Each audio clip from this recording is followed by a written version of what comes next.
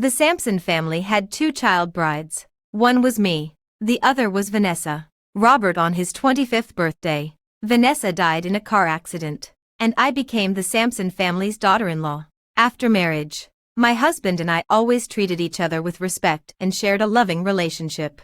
For him and the Sampson family, I gave my all. I thought this lifetime would pass by in such happiness and fulfillment. Never did I expect that in my 60s, my husband would suddenly propose to move Vanessa's ashes into the Sampson family ancestral grave, replacing the spot that rightfully belonged to me. I was furious. I cried, made a scene, even cursed. But my husband remained obstinate. To make me give up, he admitted he had already made a will. Upon his death, I would be left with nothing. When I learned that all three of my sons, and even all my grandchildren, were on his side, I was so furious that I vomited blood on the spot and died tragically in front of my husband. When I opened my eyes again, I found myself back on the day the Sampson family was choosing a daughter-in-law. Mr. Sampson stood solemnly on the high platform. Robert, you're not getting any younger. It's time to make a decision. Go ahead.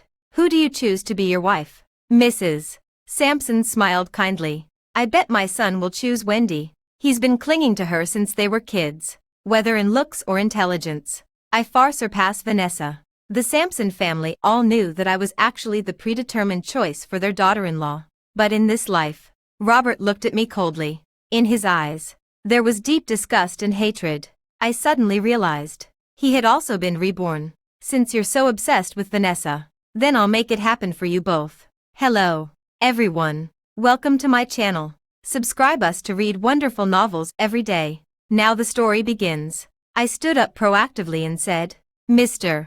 Sampson, I acknowledge my limited talents and plain appearance, unworthy of Robert. So, I'm out. Robert clearly froze for a moment. A flicker of astonishment flashed through his eyes before they turned icy again. Without a word, he turned and hurriedly left the hall.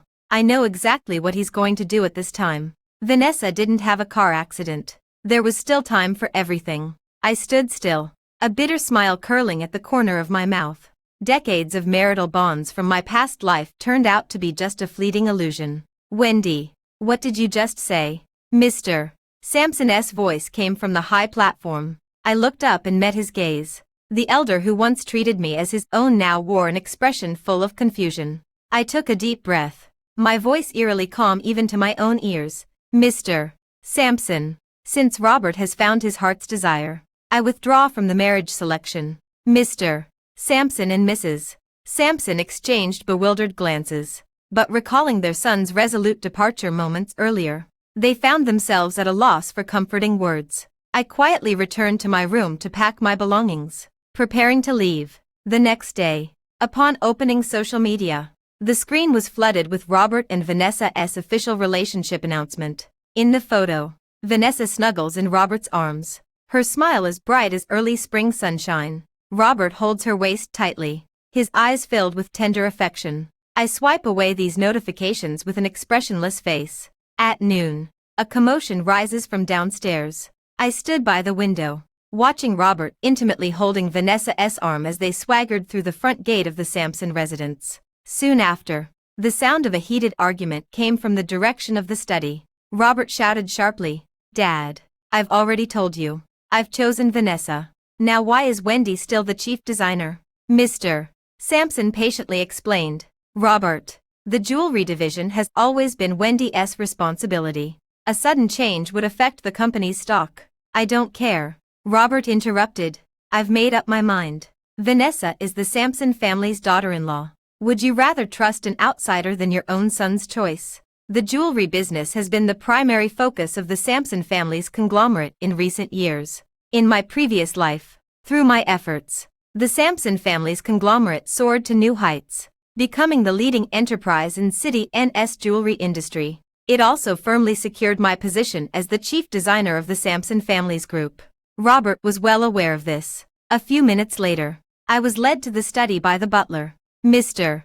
Sampson sat behind the expansive mahogany desk. Looking weary, he motioned for me to sit down, his fingers unconsciously tapping on the desk, producing a dull sound. Wendy, there's something I need to discuss with you.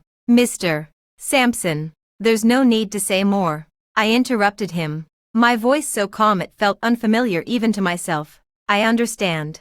Mr.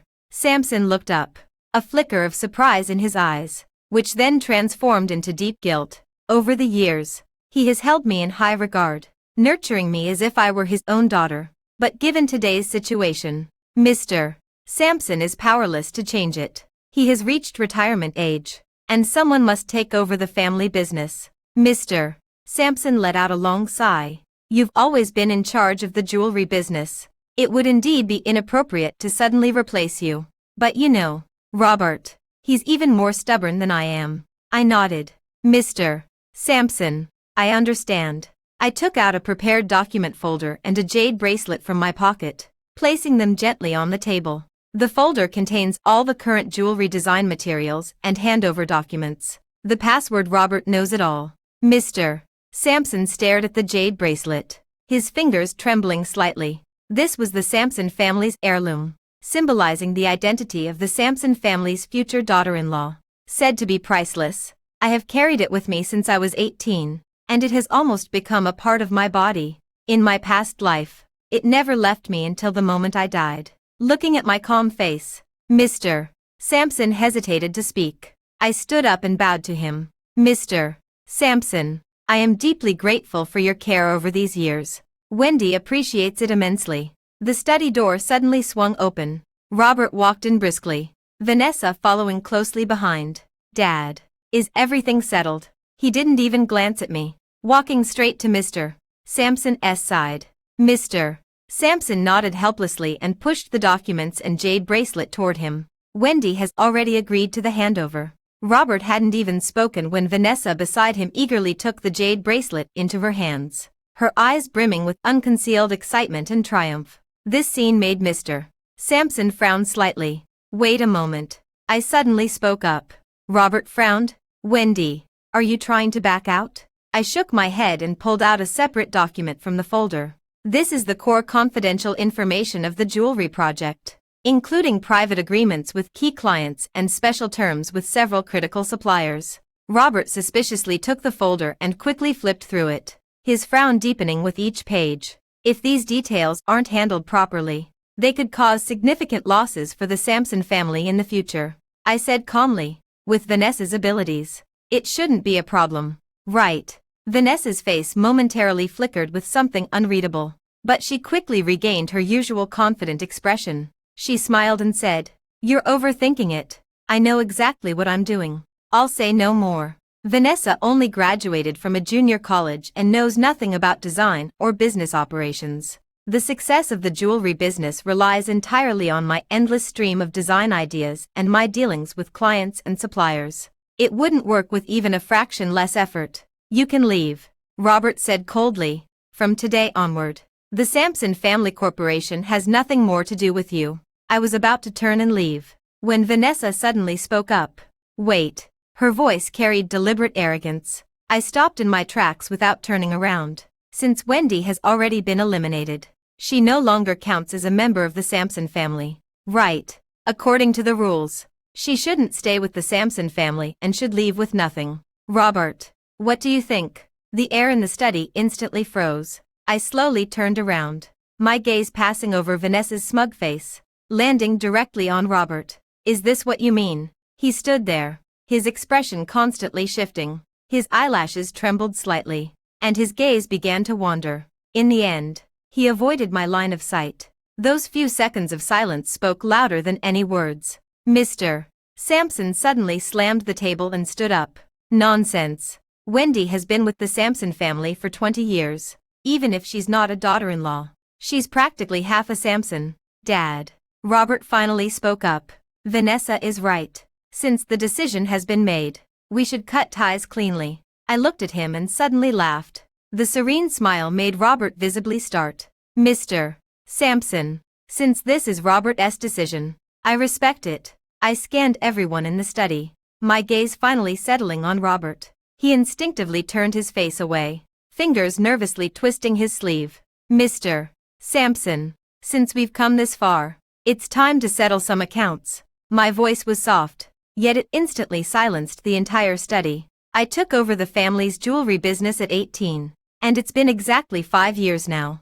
Vanessa let out a derisive laugh, but was immediately stopped by Robert with a look. In the first year, the jewelry I designed won a national award, with a turnover of 300 million and a net profit of 40 million. In the second year, I won an international award, with a turnover of 800 million and a net profit of 120 million. In the third year, I brought the Samson family's jewelry into the Hong Kong and Taiwan markets. I listed each achievement one by one, and with every figure I announced, Mr. Samson's expression grew more solemn. All of this adds up to a net profit of over 2 billion that I created for the Samson family in 5 years. Robert lightly bit the corner of his lip. He certainly knew what these numbers meant. In his previous life, the Samson family's ability to rise to become one of City N's top elite families was entirely built on the foundation of these projects. The Samson family raised me for 20 years, and I made 2 billion for the Samson family. My tone remained calm throughout. This debt is settled today. The Samson family owes me nothing, and I owe the Samson family nothing. I'm leaving with nothing, cutting all ties from now on.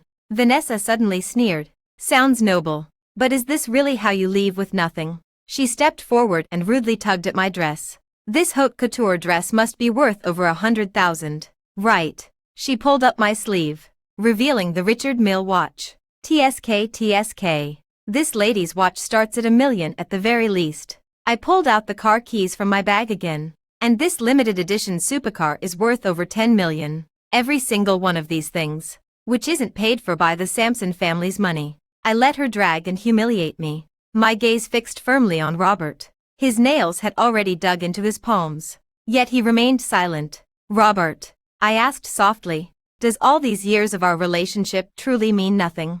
His eyelashes trembled slightly as he parted his lips. In the end, nothing came out. I thought that having lived a second life, I had already let go. Yet at this moment, my heart still feels as if a piece has been carved out. The pain nearly suffocating. Suppressing my emotions, I began to unbuckle the watch strap. The metallic clasp made a sharp click, piercingly loud in the deathly silent study. Wendy. Mr. Samson suddenly stood up. You don't have to do this. Mr. Samson. I interrupted him, continuing to remove my watch. Rules are rules. Bags, watches, high heels. I took off each piece one by one, neatly folding and placing them on the floor. Finally, even the stockings were removed, and I stood barefoot on the cold marble floor. Vanessa wore a triumphant expression, while Robert had turned somewhat pale. When I began unbuttoning my dress, he finally couldn't help but turn his face away. Enough. Mr. Samson could no longer hold back. Wendy, stop it. I calmly folded the dress and placed it on the bag. From now on, I am who I am. I am no longer the Samson family's child bride. When I walked out of the Samson family's back door, I was only wearing my underwear. Outside, a large crowd of reporters had gathered without me noticing. The moment they saw me emerge, they swarmed forward. Ms. Wendy, how does it feel to be thrown out by the Samson family? Is it true that you weren't even allowed to take your underwear with you? The blinding camera flashes forced me to squint. Make way, I said calmly, my voice hoarse and unrecognizable. A burst of laughter erupted from the crowd. The lead male reporter even deliberately pointed his camera at my private parts. His face looked familiar, probably seen at Vanessa's birthday party on some occasion. Covering my chest, I hurried through the crowd. Someone pushed me hard, and I fell heavily to the ground. My side hit a sharp rock, leaving it bloody. I pressed hard on the wound, but the bleeding wouldn't stop. I had to endure the excruciating pain, get up, and keep running. The reporters pursued relentlessly like sharks drawn to the scent of blood, and it wasn't until we turned into a quiet alley that we finally shook them off. Just as we emerged from the alley, a black Maybach suddenly blocked our path. The car window rolled down, revealing a strikingly handsome face. Ms. Wendy, I am Percival from the Randolph Group. He took off his coat and gently draped it over me. My grandfather would like to meet you. Would that be all right? I was stunned. Percival, the famously distinguished young master, the Randolph family, a truly prestigious and deeply rooted elite household. In my previous life, it took me 10 years to barely establish a connection with this behemoth. and now it's actually coming to me on its own. I straightened up and nodded solemnly. It would be an honor. The next day, at the Sampson family's villa, Robert was staring blankly at his phone screen. Top trending hashtag. Sampson family's child bride Wendy stripped of daughter-in-law status. Thrown out naked and paraded through the streets. How the mighty have fallen, what a disgrace. They say if it weren't for Mr. Robert's mercy after all these years, she wouldn't even have kept her underwear. Yesterday she was the Sampson family's chief jewelry designer living in luxury, today she's lower than a beggar. How tragic. What's so strange about it? That's just how rich people's dogs are. He instinctively clicked on the video, and the sight of that naked, staggering figure sent a shiver down his spine. When the camera panned over Wendy's continuously bleeding waist and the old scar on her abdomen, the fingers suddenly froze. Robert, what are you looking at? Vanessa wrapped her arms around him from behind and burst into laughter the moment her gaze fell on the phone. Ha ha ha, that was brilliant. Totally worth it for me to gather dozens of media outlets just waiting for her. Robert was stunned. So the reporter was arranged by you. Of course. Vanessa kissed him smugly. Now it's settled. The whole of City N knows what kind of person Wendy really is. No one would dare to criticize your choices anymore. Robert forced a smile, but an inexplicable irritation stirred within him. Wendy's bleeding body keeps flashing through my mind. A few seconds later, he suddenly grabbed Vanessa's hand and pulled her into his embrace. Vanessa thought he was moved by passion, immediately casting a seductive glance. What's wrong, Robert? You already had me 3 times last night, and now you want more. Robert didn't speak, only gently stroking her slender waist with his hand. After stroking it 3 times in a row, his heart suddenly skipped a beat. He reopened the video, carefully examining Wendy's body. Vanessa, seeing him so engrossed, felt a pang of jealousy and remarked sourly, how shameless to walk the streets naked in front of so many people. Thank goodness she was kicked out, otherwise it would have been the Sampson family's reputation at stake. Robert turned a deaf ear, as he hadn't found what he was looking for. After hesitating for a moment, he abruptly left Vanessa behind and rushed to the second floor. Entering Wendy's empty bedroom, he found the storage box and rummaged through childhood photos that belonged to the 3 of them. But in the thick photo album, there was only one picture of Wendy. It was taken over a decade ago when they were swimming by the seaside in City N. In the photo, he was holding Vanessa's hand while sitting on the beach, smiling particularly happily. Only Wendy stood silently in the distance, still holding his swim ring in her hand.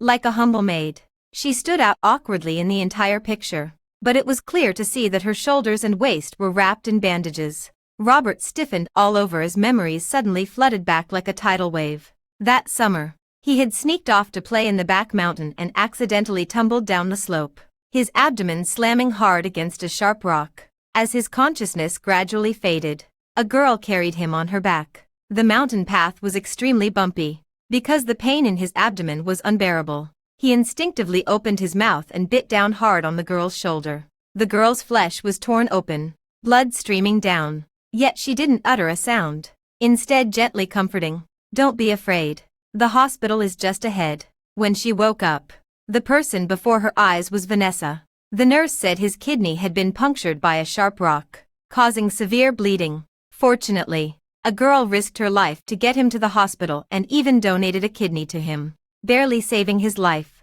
The girl had a blood clotting disorder and nearly bled to death on the operating table. Robert lay on the hospital bed, asking Vanessa if she was the one who saved him. At that moment, Vanessa was momentarily stunned, but did not deny it. Robert stood frozen, his breath caught in his throat. At this moment, what else could he not understand? He had always believed that the one who saved him was Vanessa. That's why I had such special feelings for her, and why her death has been weighing on my mind. Only today did I realize how utterly wrong I was. Robert stood there devastated, the photo album slipping from his hands. He collapsed onto the floor, murmuring to himself, "Wrong, all wrong." He remembered Wendy silently standing in the corner of the photo, remembered the scars on her shoulders and abdomen. So, she was the one who had risked her life to save him. As night fell, the Sampson household was brightly lit. Relatives arrived one after another, their faces full of smiles,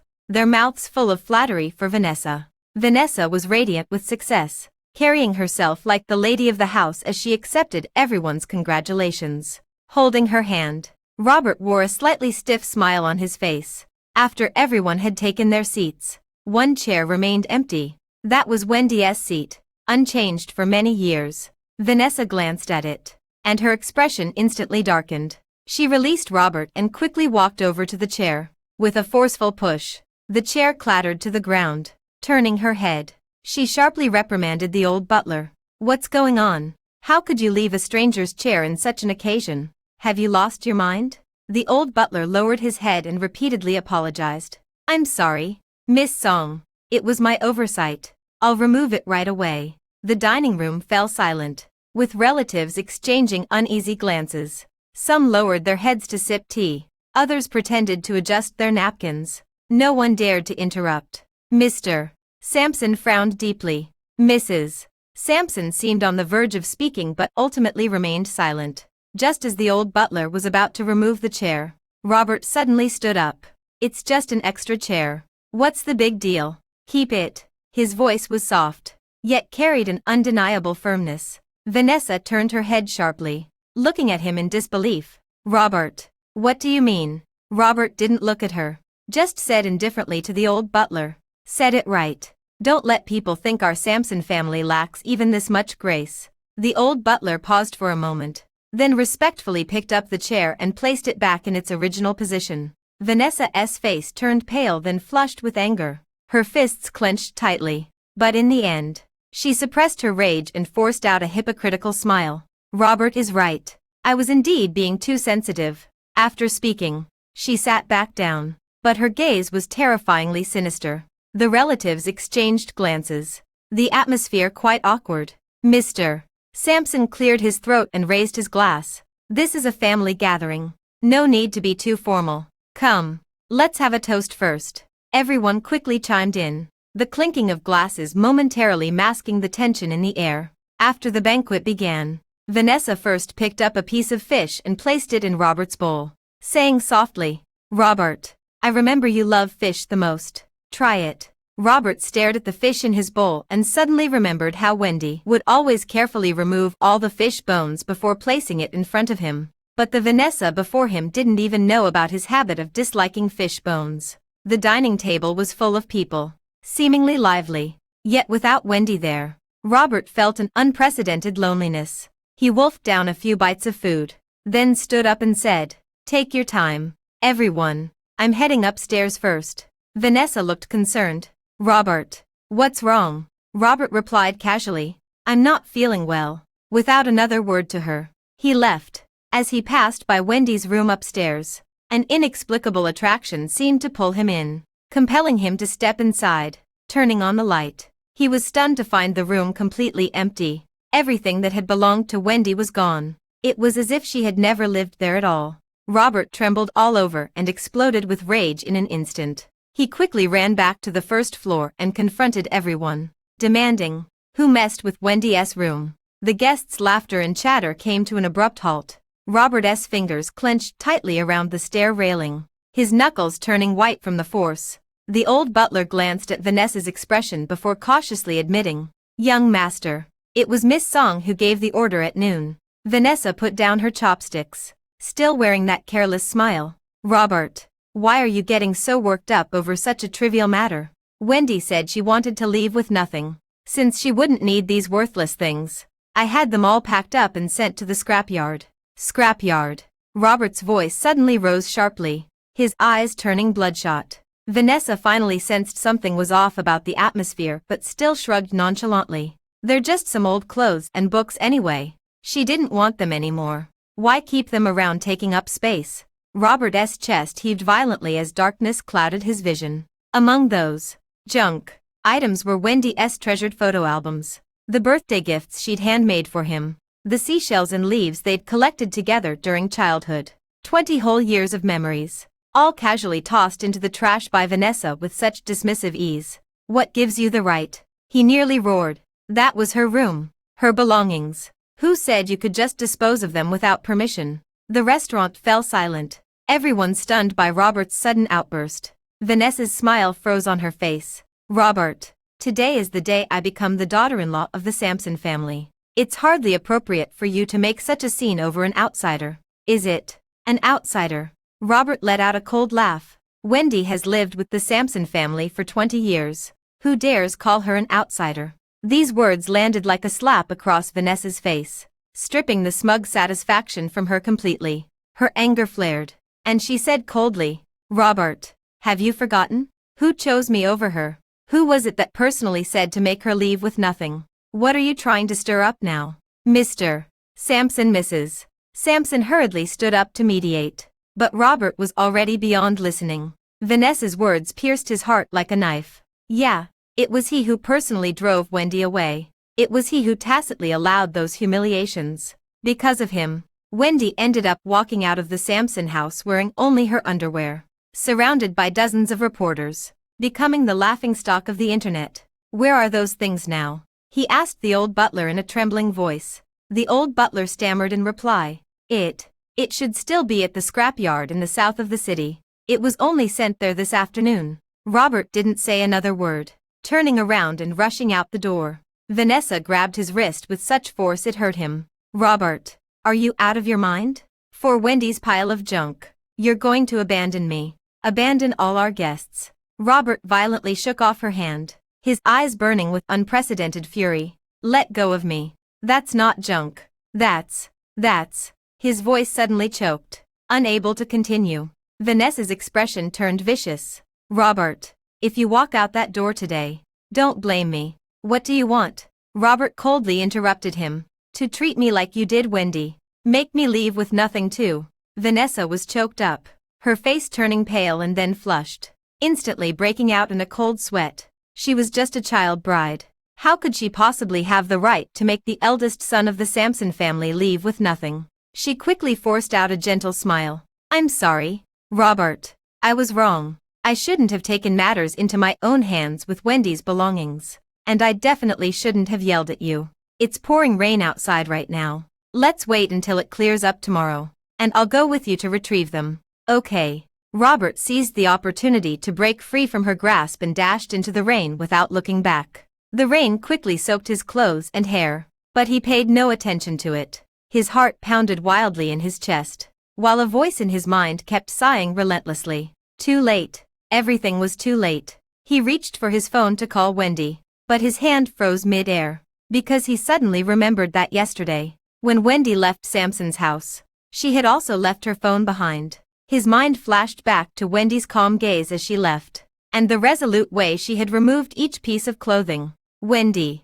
Rain mixed with tears streamed down his face. "I'm sorry." The scrapyard in the southern part of the city. The workers were about to close the door when suddenly they saw a drenched young man staggering in. "Where are the items delivered from the Sampson residence this afternoon?" Robert gasped, rainwater dripping from his hair. The workers exchanged glances, then pointed to several large, soggy cardboard boxes in the corner. Robert rushed over, fumbling to open the box. Wendy's clothes, books, and photo albums were all soaked in rainwater, ink smeared, photos stuck together. His hands trembling, he picked up a drenched diary and carefully opened it. "Wendy, the delicate handwriting has faded but the content remains legible. Today Robert cried again because Vanessa accidentally forgot his birthday. I made his favorite cake, but he didn't take a single bite. Robert has a fever, 39 degrees. I stayed up all night, and by dawn his temperature finally returned to normal.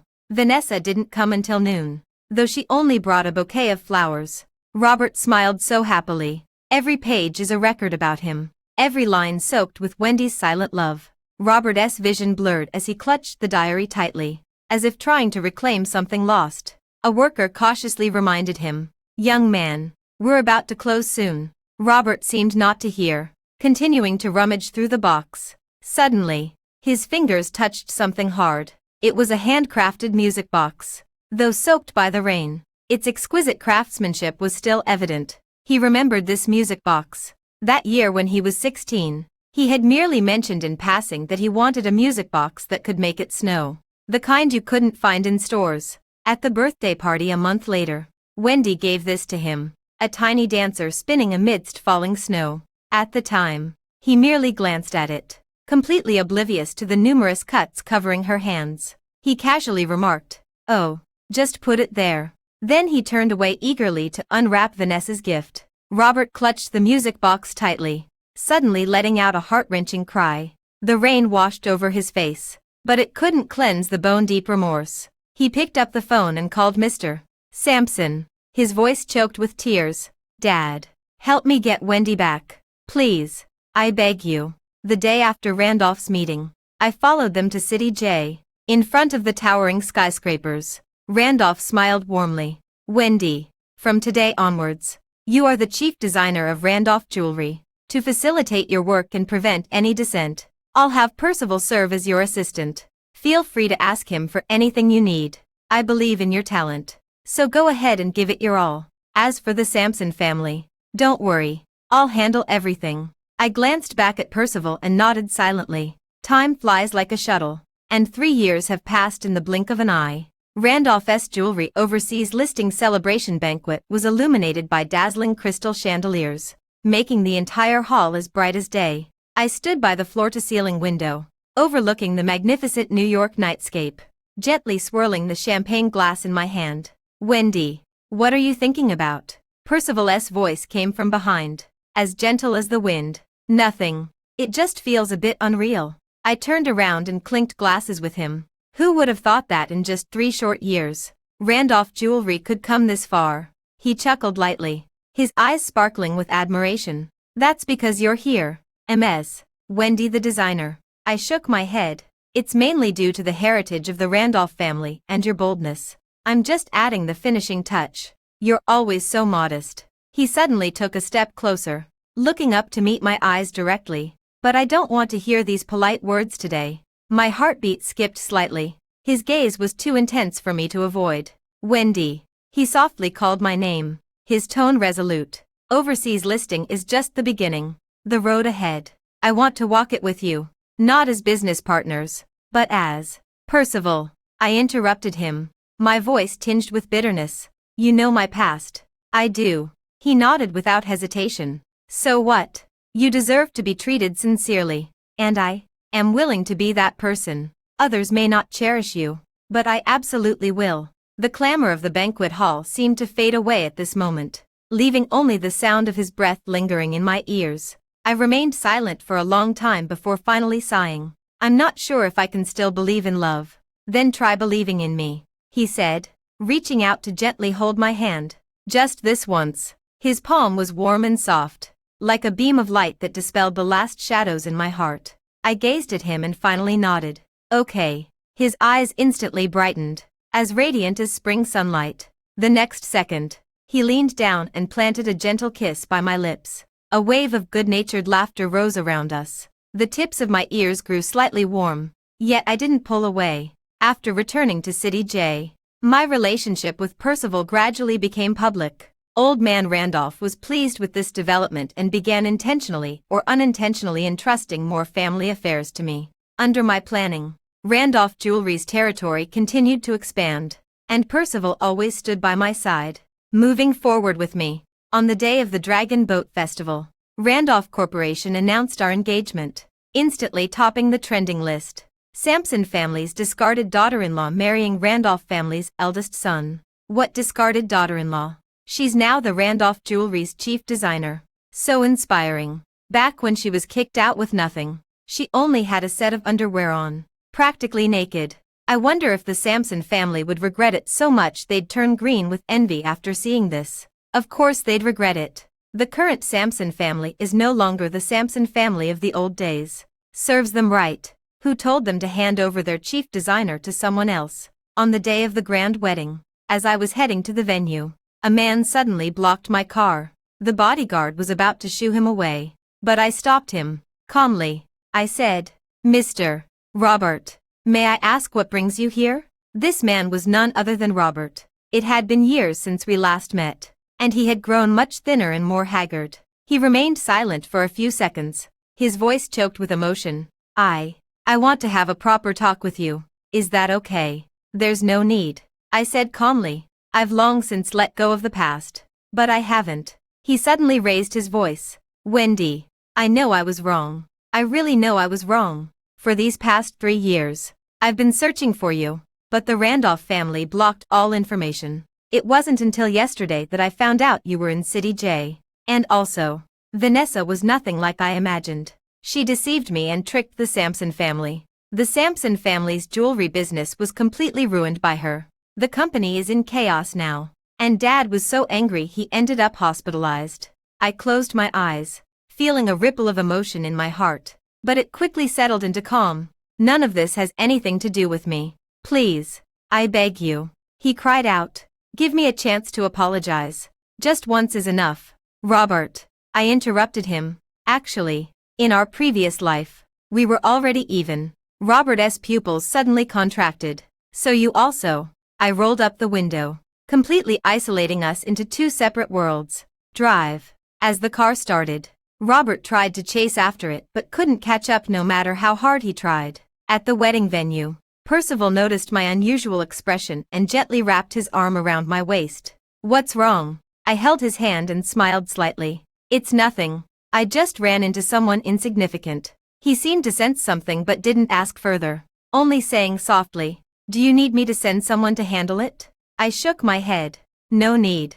I've already taken care of it. The phone suddenly popped up with a message. City N reported the Sampson family's conglomerate is on the verge of bankruptcy due to a broken capital chain. Vanessa was caught after absconding with a huge sum of money, facing at least a life sentence. Seeing these, I just laughed them off. Soon, the wedding ceremony began. Percival held my hand and led me step by step toward the high platform. The wedding dress swayed gently in the breeze, breathtakingly beautiful. Just as we exchanged rings, I caught a glimpse of a familiar figure out of the corner of my eye. He stood far outside the venue, looking desolate. Percival seemed to sense something. He tilted his head slightly, following my gaze. Then a knowing smile curled at the corners of his lips. He asked softly, Wendy, do you regret withdrawing from the Sampson family's bride selection back then? I didn't answer but instead stood on tiptoe and kissed his lips. Robert, you're not getting any younger. It's time to make a decision.